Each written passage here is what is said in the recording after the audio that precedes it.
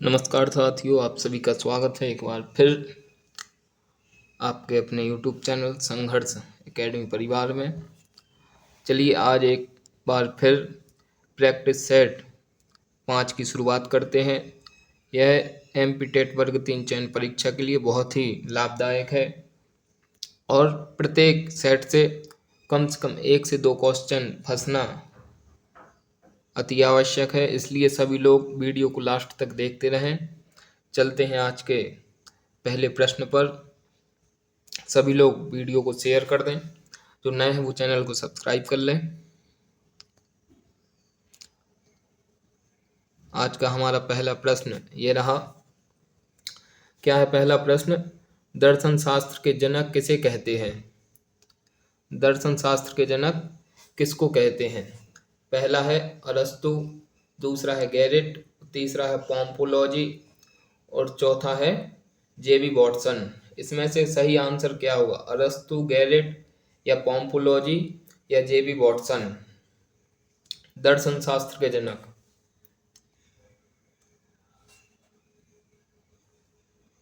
दर्शन शास्त्र बच्चों के सीखने और उनके विकास का वह समग्र दृष्टिकोण संदर्भित करता है जिसमें बच्चे का विकास होता है, जिसमें बच्चे सीखते हैं।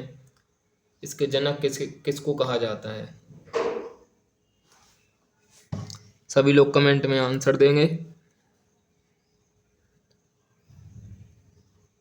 इसका सही जवाब होगा ऑप्शन नंबर ए, अरस्तु। ठीक है, चलते हैं अगले प्रश्न पर। यह रहा आज का हमारा दूसरा प्रश्न। मनोविज्ञान की जननी किसे कहा जाता है? मनोविज्ञान की जननी किसको कहा जाता है? इसका पहला ऑप्शन है दर्शन शास्त्र, दूसरा ऑप्शन है आउटलाइन ऑफ साइकोलॉजी और तीसरा ऑप्शन है व्यवहारवाद और चौथा ऑप्शन है इनमें से कोई नहीं। किसको कहा जाता है मनोविज्ञान की जननी? इसका सही जवाब क्या होगा?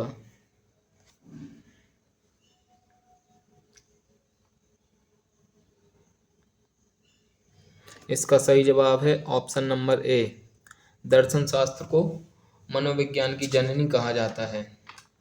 ठीक दोस्तों, चलिए अगले प्रश्न पर चलते हैं। यह है हमारा आज का तीसरा प्रश्न। क्या है?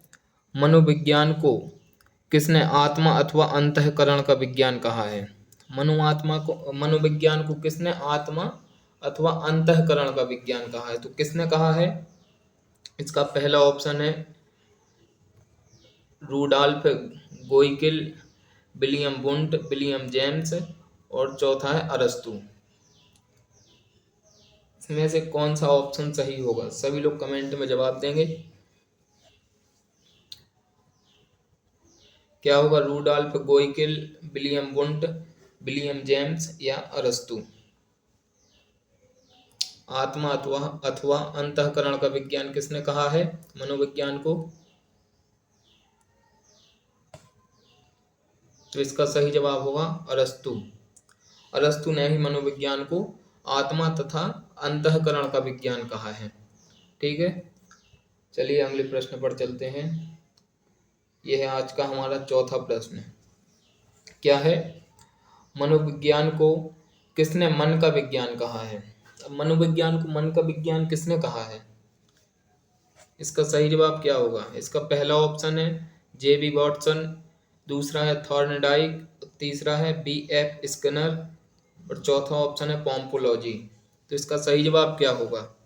जेबी वॉटसन, थॉर्नडाइक, BF स्किनर या पॉम्पोलॉजी। किसने मनोविज्ञान को मन का विज्ञान कहा है?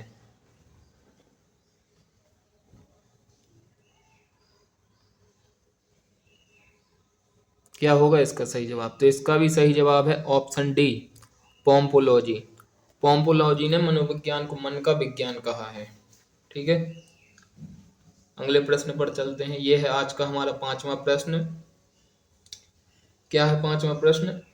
आधुनिक मनोविज्ञान का जनक किसे कहा जाता है? आधुनिक मनोविज्ञान का जनक किसे कहा जाता है? मनोविज्ञान का जनक तो पोम्पोलॉजी को कहा जाता है, लेकिन आधुनिक मनोविज्ञान का जनक किसको कहा जाता है? इसमें ए ऑप्शन है जीन पियाजे, बी ऑप्शन है पेस्टोलॉजी, और सी ऑप्शन है स्टैनली हॉल, और डी ऑप्शन है विलियम वुंट। किसको आधुनिक मनोविज्ञान का जनक कहा जाता है? तो दोस्तों किसको कहा जाता है आधुनिक मनोविज्ञान का जनक? तो आधुनिक मनोविज्ञान का जनक कहा जाता है विलियम वुंट के लिए। और मनोविज्ञान का जनक किसको कहा जाता है? तो मनोविज्ञान का जनक कहा जाता है पोम्पोलॉजी को। ठीक है, चलिए अगले प्रश्न पर चलते हैं। ये हमारा आज का 6वां प्रश्न है। देखिए, प्रथम शैक्षणिक मनोवैज्ञानिक कौन था? प्रथम शैक्षणिक मनोवैज्ञानिक कौन था? इसका जवाब क्या होगा? सभी लोग कमेंट में आंसर देंगे। ए ऑप्शन है थॉर्नडाइक, बी ऑप्शन है विलियम जेम्स, सी ऑप्शन है विलियम वुंट, और डी ऑप्शन है जेबी वॉटसन। तो इसका क्या होगा सही जवाब? बताइए सही जवाब क्या होगा इसका? Thorndike, William James, William Wundt या जेबी वॉटसन? प्रथम शैक्षणिक मनोवैज्ञानिक कौन था? तो इसका सही जवाब होगा ऑप्शन ए थॉर्नडाइक। थॉर्नडाइक प्रथम शैक्षणिक मनोवैज्ञानिक था। ठीक, चलिए, और इसमें विलियम वुंट कौन था? आधुनिक मनोविज्ञान का जनक। ठीक, चलिए अगले प्रश्न पर चलते हैं। हमारा अगला प्रश्न है 7वां। ये है, क्या है? सृजन शास्त्र का पिता किसे कहा जाता है? दोस्तों सृजन शास्त्र का पिता किसको कहा जाता है? तो इसका पहला ऑप्शन है नरेंद्र नाथ सेनगुप्त, दूसरा ऑप्शन है स्टैनली हॉल, तीसरा ऑप्शन है गोल्टन, और चौथा ऑप्शन है थॉर्नडाइक। तो किसको सृजन शास्त्र का पिता कहा जाता है? इसका सही जवाब क्या होगा?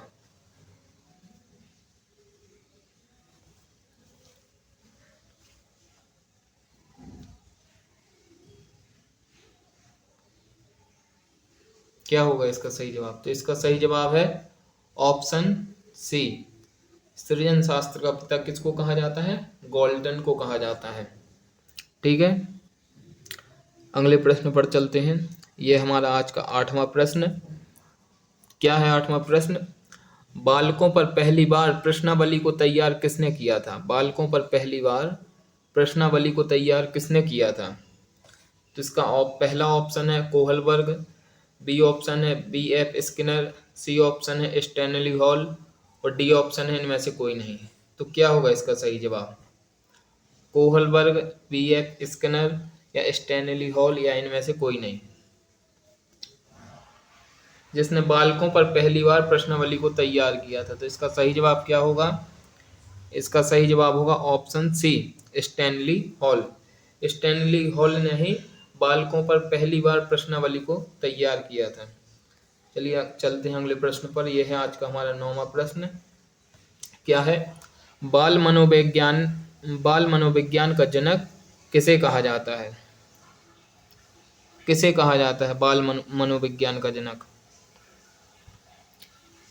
तो इसका पहला ऑप्शन है पेस्टोलॉजी, दूसरा ऑप्शन है स्टैनली हॉल, तीसरा ऑप्शन है थॉर्नडाइक, चौथा ऑप्शन है विलियम वुंट। तो किसके लिए बाल मनोविज्ञान का जनक कहा जाता है? विलियम वुंट को तो आधुनिक मनोविज्ञान का जनक कहा जाता है।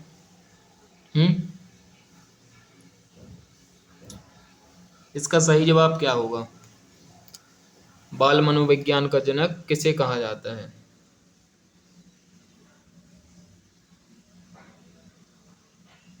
तो इसका सही जवाब होगा पेस्टोलॉजी। ठीक है, ऑप्शन ए क्या होगा? पेस्टोलॉजी को बाल मनोविज्ञान का जनक कहा जाता है। अब चलते हैं अगले प्रश्न पर। यह रहा आज का हमारा 10वां प्रश्न। क्या है? बाल विकास का जनक किसे कहा जाता है? बाल विकास का जनक किसके लिए कहा जाता है? इसका जवाब देंगे सभी लोग। किसके लिए बाल विकास का जनक कहा जाता है? तो इसका पहला ऑप्शन है स्टैनली हॉल, दूसरा ऑप्शन है हल, तीसरा है वुडवर्थ और चौथा है पावलॉव।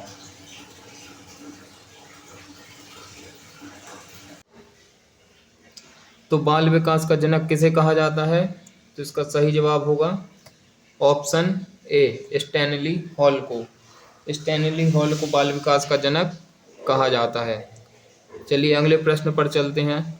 आज का हमारा सेकंड लास्ट क्वेश्चन है, क्या है? भारत में मनोविज्ञान का जनक किसे कहा जाता है? भारत में मनोविज्ञान का जनक किसे कहा जाता है? तो इसका ऑप्शन पहला है नरेंद्र नाथ सेन गुप्त, दूसरा ऑप्शन है भाटिया, तीसरा ऑप्शन है गैरेट और चौथा ऑप्शन है इनमें से कोई नहीं। तो भारत में मनोविज्ञान का जनक किसको कहा जाता है? कौन है भारत में मनोविज्ञान का जनक? Father of psychology in India कौन होगा? इसका सही जवाब क्या होगा?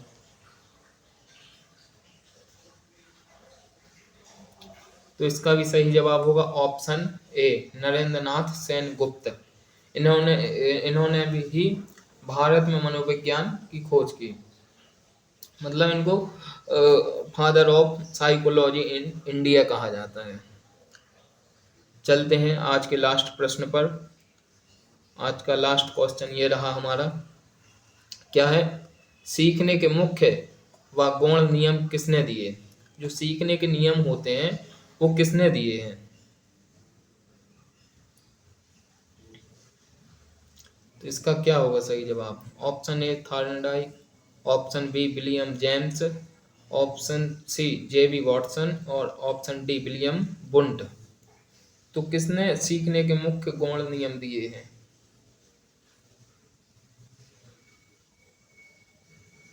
तो इसका सही जवाब क्या होगा? इसका भी सही जवाब होगा ऑप्शन नंबर ए। इस प्रकार से हम सभी ने एमपीटेट वर्ग 3 चयन परीक्षा के बाल विकास के सब्जेक्ट के आज 12 क्वेश्चन पूर्ण किए, जो आपके लिए बहुत ही लाभदायक हैं। ये संविदा के जो आए हुए प्रश्न हैं उन्हीं पर आधारित हैं और प्रत्येक वीडियो बहुत महत्वपूर्ण है, इसलिए वीडियो को पूरा अवश्य देखें। और जो लोग भी नए हैं वो चैनल को सब्सक्राइब कर दें, वीडियो को शेयर कर दें, लाइक कर दें। ठीक, चलिए मिलते हैं अगले वीडियो में, तब तक के लिए सभी को धन्यवाद। जय हिंद, जय भारत।